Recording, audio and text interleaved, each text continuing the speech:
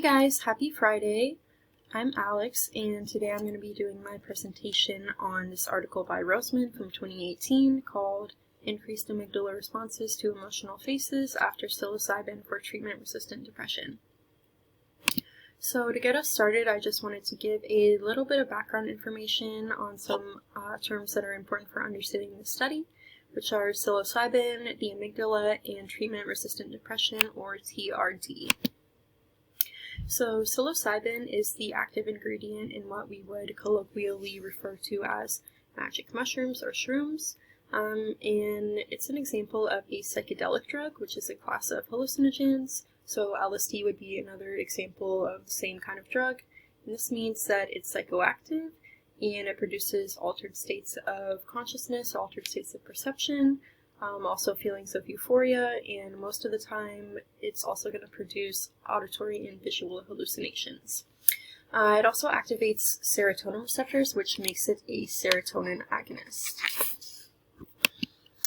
We've talked about the amygdala a little bit this semester, but just as a refresher, the amygdala is this little spot in the brain. It's colored in blue on this picture over here, and it's most often associated with emotion. So both learning and expressing emotional responses and things of that nature.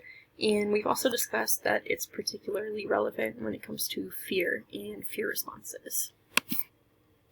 The last of these terms is treatment-resistant depression, or TRD. And this is a condition that affects some people with major depressive disorder. And basically it just means that these people don't respond to treatment with antidepressants like SSRIs, so they might spend an appropriate amount of time on one medication but still not see an improvement in their symptoms. So then they'll try out, another antidepressant for a good amount of time and still not see improvement. And this is also relatively common. It happens to a lot of people with MDD that antidepressants don't really work for them to alleviate their depressive symptoms.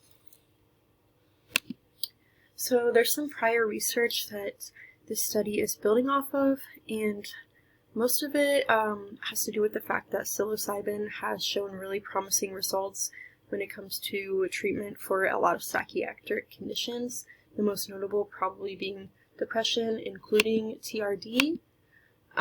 It's also shown promising results in alleviating symptoms of conditions like OCD, addiction, and end-of-life anxiety as well. And a big part of the background of the study comes from prior research that found that people with clinically diagnosed untreated depression show hypersensitivity in their amygdala when they're presented with negative emotional stimuli, and that SSRIs, which are the primary pharmacological treatment for depression, actually reduce this sensitivity.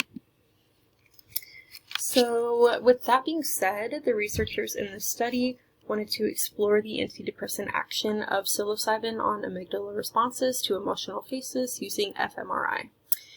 And they predicted that participants' amygdala responses would be altered after receiving treatment with psilocybin. And now we're going to move on to the methods that they used to test this. So there were 20 total participants in the study, but only 19 of them fully completed it. 6 of them were women, so the rest were men. And their ages ranged from 27 to 64 with an average age of 44.7. And they all had TRD, so this was qualified by scoring a 16 or higher on a 20-item inventory of depressive symptoms, which would indicate moderate to severe depression, and then having tried 2 adequate trials of antidepressants with no improvement in symptoms. And the researchers asked all of these participants to be free from their antidepressants for at least 2 weeks before participating in the study.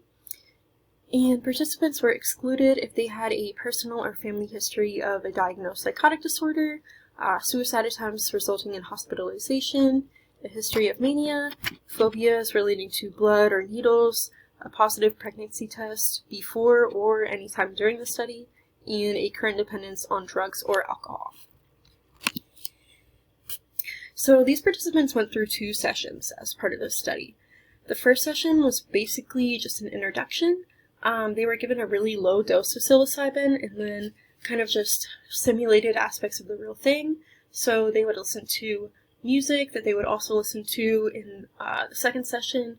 They would meet the therapists, just kind of to reduce their anxiety about the higher dose session and make sure that, nothing went wrong and that they were prepared to receive this higher dose. And then about a week later, these participants had their second session. So in this one, they were given a higher therapeutic dose of psilocybin, and then essentially they would just lay down in a room with their eyes closed, listen to music, and two therapists would just kind of be there to support them and make sure everything was going okay. And before any type of treatment, as well as after the second session of treatment, the participants would do this bold fMRI emotional faces images task. So basically, each participant would be shown pictures of faces one at a time, and they would look pretty much like this one right here.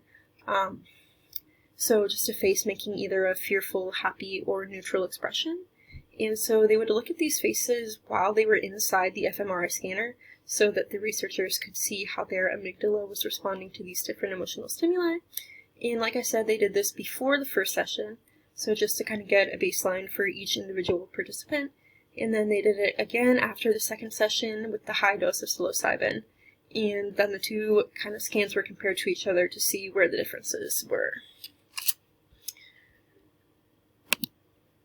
Taking a look at the results, the researchers were really interested in two main things, which were differences in the activity of the amygdala before and after treatment with psilocybin, as well as seeing how these differences were related to the clinical outcomes of the participants, basically meaning, did they have success in improving their depression symptoms?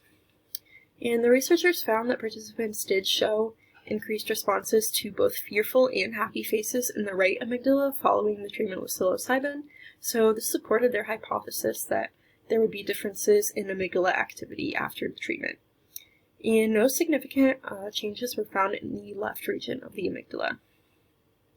The researchers also found that these post-treatment increases in amygdala activity were related to successful clinical outcomes 1 week after treatment, meaning that the greater activation in the amygdala was associated with a reduction in symptoms and even remission.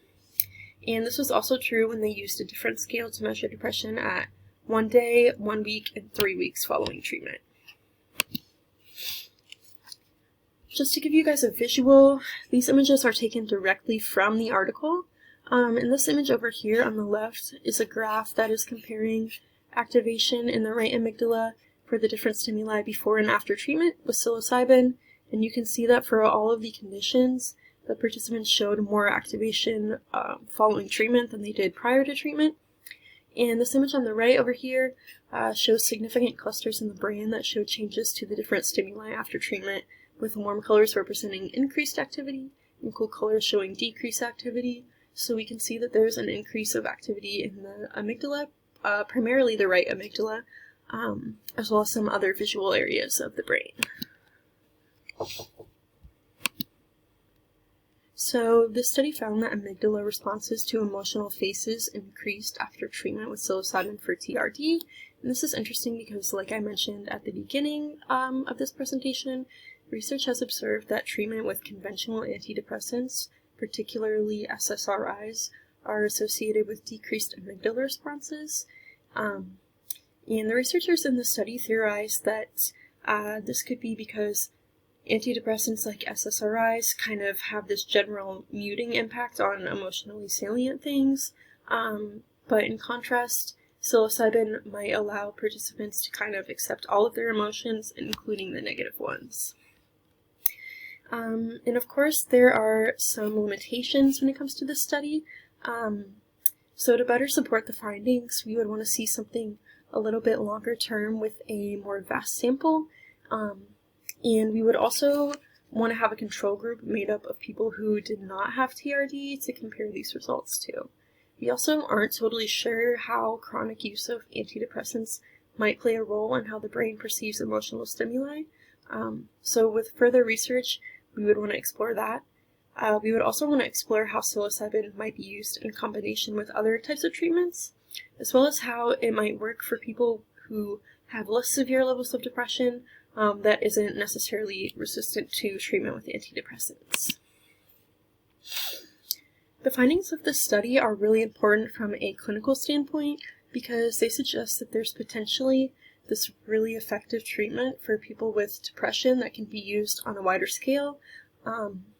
So this could be really helpful, especially for people who haven't seen improvement of their symptoms from classic treatments like SSRIs and other antidepressants. And there's also this idea that a lot of people on antidepressants report feeling kind of zombie-ish and numb, like they can't really feel all their feelings. And treatment with psilocybin not only seems to kind of have the opposite effect, where it allows participants to kind of experience all of their emotions, but this also helps them to work through things like their negative feelings and symptoms associated with depression. So it seems that this could be potentially a more effective kind of treatment for people with depression.